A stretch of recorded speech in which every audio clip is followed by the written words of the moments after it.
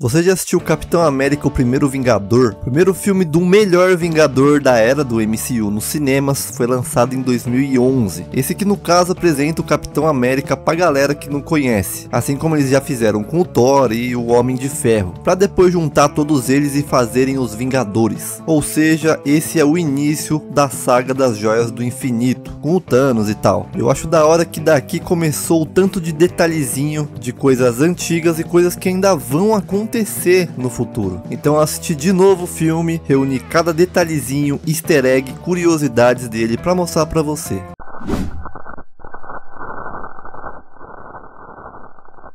O começo do filme é justamente os caras achando o Capitão América congelado e abrem esse buraco aí. O diretor do filme é o Joe Johnston, que foi diretor de arte de Indiana Jones e a Arca Perdida. E essa cena aí é justamente uma homenagem ao filme do Indiana Jones. No caso, essa cena aí. Então corta a cena para Tonsberg, na Noruega, no ano de 1942. O ano que está acontecendo a Segunda Guerra Mundial. E esse é o lugar onde vira a nova Asgard. Parece em Vingadores Ultimato. Virou a nova Asgard porque a original foi de base lá no filme do Thor Ragnarok. Aparece esse carro aí da Hydra, que seria uma das divisões do governo do cara do bigodinho lá da Alemanha. Bom, a gente vê que tem uns 3 malucos tentando tirar a tampa de um caixão de concreto e não conseguem retirar a tampa. Chega então o agente Smith, quer dizer o Caveira Vermelha, que por sinal o nome dele também é Smith aqui no filme. E se você reparar bem, aqui no canto, perto da orelha dele, tem tipo uma cicatriz, que na real nem é uma cicatriz. Logo mais pra frente, ele retira a máscara de ser humano aí que ele tá usando pra demonstrar a verdadeira forma dele, como Caveira Vermelha. E ele tá aí por conta do Tesseract, que ele tá procurando aí, ele tá indo atrás. Ele praticamente sem esforço nenhum, empurra a tampa do caixão ali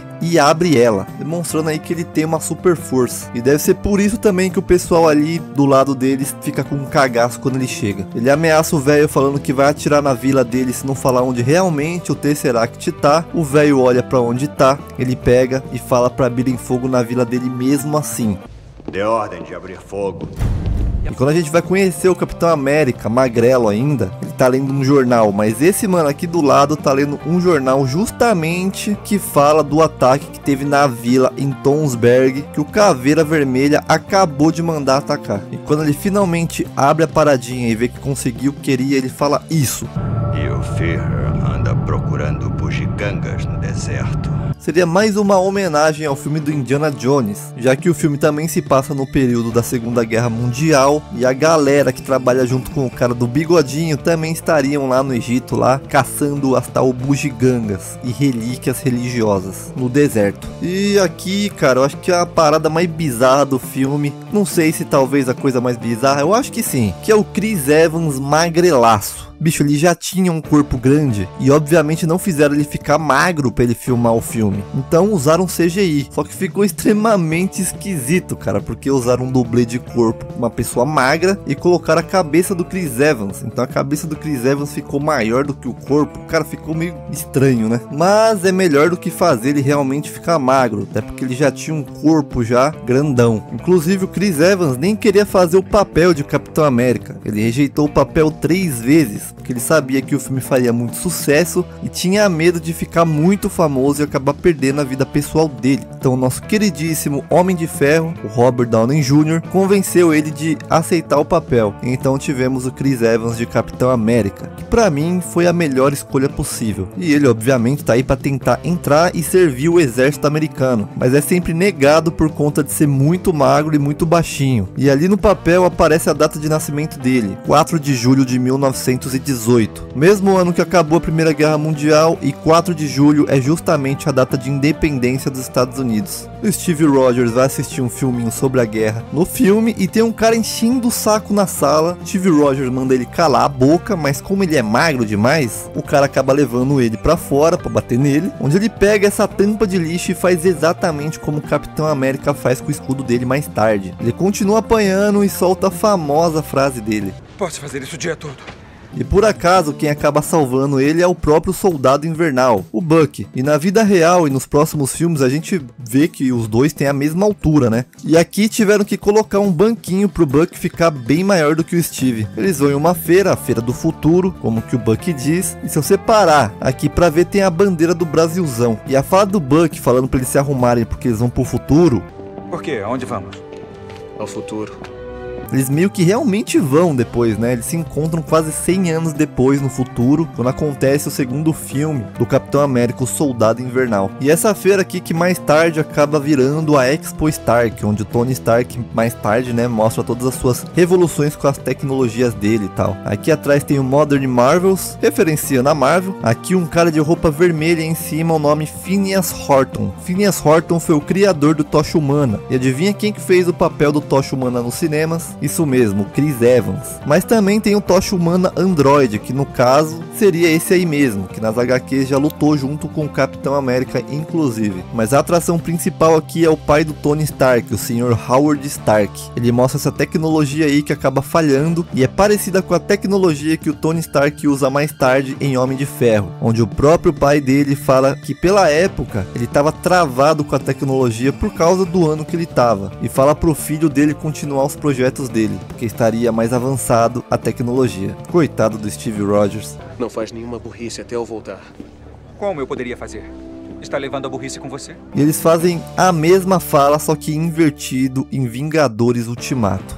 Não faça nada estúpido até eu estar de volta. Eu não ia conseguir. Tá levando toda a estupidez contigo? A gente conhece o Zola, que é um cientista maluco aí que usa o apoio do partido do cara do bigodinho pra fazer as paradas dele. E essa cena da cara dele aparecendo desse jeito aí é um easter egg da forma como ele aparece realmente nas HQs. Ele tá aí ajudando o Caveira Vermelha e finalmente o primeiro treinamento do Steve Rogers, que acaba conhecendo a Peggy, a versão feminina do Capitão América. O treinamento do Steve Rogers acaba sendo desastroso, quase tudo dá errado. Eu acho da hora essa parte da bandeira aqui, o cara fala que quem pegar a bandeira vai poder ir de carona com a Peggy. Todo mundo tenta pegar a bandeira de forma bruta, tentando subir no poste e tal. Mas aí chega o Steve, vai lá com apenas a inteligência dele, derruba o poste e pega a bandeira. E pensar que não conseguiram pegar a bandeira por 17 anos. Isso só demonstra que nem sempre a gente tem que usar a força bruta. Às vezes a inteligência vai te poupar de muito trabalho braçal. A gente então vê quem realmente o Steve Rogers é. E cara, eu amo essa cena. O coronel aí tá achando uma má ideia colocar ele pra usar o soro, porque ele é muito magro e baixinho. Então fazem o teste de jogar uma granada, só que a granada é falsa, no meio de todo mundo. O Steve Rogers vai e pula em cima da bomba pra poder abafar a explosão dela e não ferir os outros, enquanto os outros soldados saem todos correndo. Ou seja, o Steve Rogers daria vida pelo próximo e pelo seu pelotão. E se você perceber bem também, a Peggy também não sabia, e ela acaba que ela ia pular em cima da bomba também, pra salvar geral, o que demonstra que os dois são bem parecidos. Dr. Erskine explica o que e quem é o Dr. Smith, o que ele aplicou o soro nele, mas acabou dando errado, não foi 100% eficaz, porque ele queria colocar muito antes da hora e o soro ainda não estava pronto 100%. Também fala que o Sr. Smith aí gosta muito de ocultismo e o porquê que o Steve é a escolha óbvia para usar o soro. E aqui por um breve momento dá para ver a verdadeira forma do Caveira Vermelha, que só aparece mais tarde no filme, mas aqui por um segundo dá para ver que tem um cara pintando a imagem dele. Se você pausar no momento certinho dá para ver já o rosto dele sem a máscara. Enfim, vamos para a parte onde ele vai ser colocado o soro no Capitão América, e quando ele é colocado dentro da parada, a gente não consegue ver o rosto dele, justamente por ele ser baixinho demais. Até o doutor vai lá e dá uma olhada para baixo. Os caras então injetam o soro nele, o suco, ele sai da cápsula, e essa cena aí da Peggy quase tocando no peitoral dele não tava no script. Ela mesma fala que quase estragou a cena inteira dela porque ela quase tocou nele e não era para tocar. Foi uma reação real da atriz, mas acabaram deixando no filme. Um agente secreto vai lá, pega um soro que tava sobrando e acaba correndo dali e acaba tirando a vida do doutor também. Eles demonstram alguns dos poderes aqui que o Steve Rogers adquiriu depois de tomar o soro mágico. Sai correndo que nem um maluco, pula em cima da cerca, demonstrando o que o soro pode ter causado com Steve Rogers. O carro sai capotando, mas o cara sai do carro e atira no Steve, que usa a porta do carro como escudo. E no meio da porta tem justamente uma estrela, já pronunciando aí o futuro escudo dele. Então uma puta estrelona no meio dela. E se você pausar aqui, dá pra ver que tem uma mulher tirando tirando foto. Pouco tempo depois, o Steve Rogers segurando a porta aí, vira matéria em um jornal. E a foto é justamente dessa mulher que tá tirando. O cara não consegue fugir com o soro e quando é capturado ele solta um dente e morde ele, ingerindo cianeto. Sabe quem fez isso também na Segunda Guerra Mundial? Muito cara do partido da Alemanha lá, do cara do bigodinho. Inclusive o cara do bigode faz a mesma coisa, pra não ser capturado. Os caras que trabalham pro cara do bigode vão lá cobrar o Smith, falando que ele tá gastando muito dinheiro e os planos dele não tá dando certo. E olha isso, o cara contando quantos que tem pra ele poder atirar com a arma laser dele. Então o senador chega com a ideia pro Steve, falando pra ele virar um ator de cinema e de teatro, e ele acaba virando mesmo. Que caso você não saiba, isso de fazer filmes sobre a guerra e teatro arrecadava dinheiro pro governo usar na guerra na vida real. Fazer arma nova, fazer tanque, munição, essas paradas todas. E essa HQ que aparece aqui é justamente a capa da primeira edição da HQ do Capitão América. A única diferença dessa HQ aqui pra original é que a original tem o Bucky na capa. Aqui obviamente não tem porque o Bucky é real aqui no filme, ele é realmente amigo do Capitão América aí. E aqui nesse momento ele ainda não tinha o escudo redondo dele, mas se você reparar aqui no palco dá pra ver que faz o formato do escudo redondo, com as luzes fazendo as cores que vão estar no escudo dele mais tarde no filme. Porém, obviamente não era bem isso que o Steve queria pra vida dele. Ele queria mesmo era servir na guerra. E aí os caras têm a brilhante ideia de colocar ele no meio da guerra pra fazer um show pra rapaziada aí. Brincadeira um negócio desse. E aí o Steve fica sabendo que essa era a Infantaria 107 e ela tinha sido atacada e esse pessoal aí é o que sobrou da infantaria. E ele lembra que quem fazia parte dessa infantaria era justamente o Bucky e ele não tava ali no meio da galera. Ou seja, tem uma chance dele estar no meio dos prisioneiros lá com os caras da Alemanha. Então ele vai lá sozinho pra resgatar os caras e o Bucky. E quem leva ele? Justamente o pai do Tony Stark. Então o capitão acaba pulando do avião que tá sendo atacado. Inclusive nenhuma bomba pega aí no avião. O cara é abençoado mesmo. E cara, essa época os caras planejaram a aparição do Wolverine e do Magneto no filme, mas infelizmente na época a Marvel e a Disney não detinham ainda os direitos do X-Men, eles estavam com a Fox. Por isso, por direitos autorais, não teve aparição deles. Na Segunda Guerra Mundial, o Wolverine no caso era um soldado e o Magneto estava em um dos campos de concentração. Ele entra na base inimiga lá, sem ninguém ver ele. Um cara com um escudo pouco chamativo encontra os prisioneiros aí e o cara asiático fala isso aí.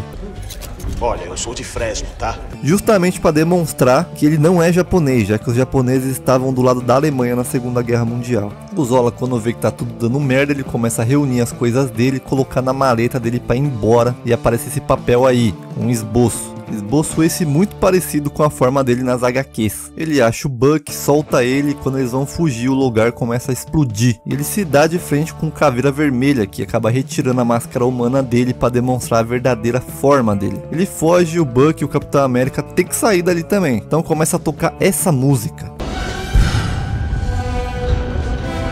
Ela é simplesmente a trilha sonora que toca quando o Capitão América pega o martelo do Thor em Vingadores Ultimato. Simplesmente a melhor cena de todos os filmes. O capitão volta com 400 soldados que ele resgatou dos alemães. E olha o Stan Lee aí, não poderia faltar ele, né? E do lado dele é o ator que interpretou o Capitão América nos anos 70. Howard Stark estuda a partícula do Tesseract que o capitão pega lá na base inimiga. O Capitão América então recebe o escudo dele de Howard Stark, que acaba levando uma saraivada de tiro da PEG e as balas caem no chão pelo simples fato do vibrânio absorver todo o impacto. O escudo dele é feito de vibrânio e adamantium. O vibrânio é justamente porque absorve o impacto e o adamante seria por ele ser indestrutível. Mas o adamantio estava com os direitos com o X-Men, com a Fox na época, então obviamente eles não puderam usar o nome. Ele vai usar pela primeira vez ao lado do Bucky, que por acaso é uma das armas mais pica do mundo cinematográfico do MCU. Ele acaba ganhando muitas batalhas com os amigos aí do cara do bigode, atrasando bastante os planos da Hydra. Eles acabam pulando em um trem em movimento para capturar o Dr. Zola. O Bucky acaba caindo do trem, obviamente ele não perde a vida dele, mas a gente na época obviamente não sabia disso, nem o capitão. Quando o capitão acha ele e resgata junto com os prisioneiros lá, dá pra ver que o Bucky tava passando por um tipo de experimento com o Dr. Zola. Provavelmente isso que fez ele sobreviver a essa queda aí. Mas o capitão acaba capturando o Zola, Steve vai atrás do Capitão América, sai na mão com geral, mas não é o suficiente, ele acaba sendo capturado e levado até o Caveira Vermelha. E ele fala de novo: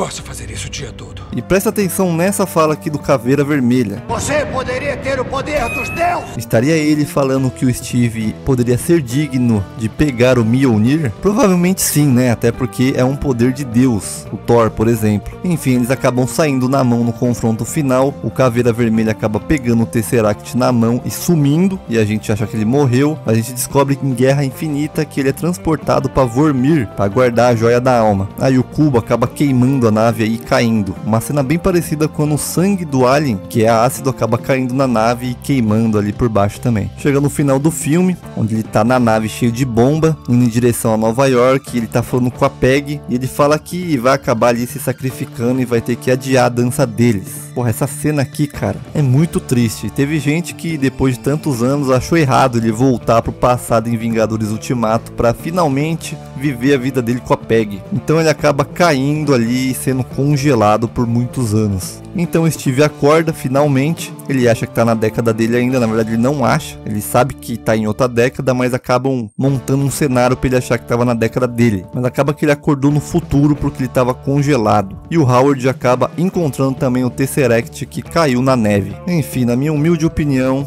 esse é o melhor filme de origem dos filmes originais dos Vingadores aí, como Hulk, Homem de Ferro e do Thor. Pra mim esse é o melhor, e também é o melhor Vingador. E esse foi o vídeo do Capitão América, o primeiro Vingador. E caso você ache que eu deixei algum detalhe passar e não falei no vídeo, deixa nos comentários. Aproveita para deixar um like, se inscreve no canal e deixa aí sugestão de quais filmes mais eu posso fazer. Muito obrigado e um beijo.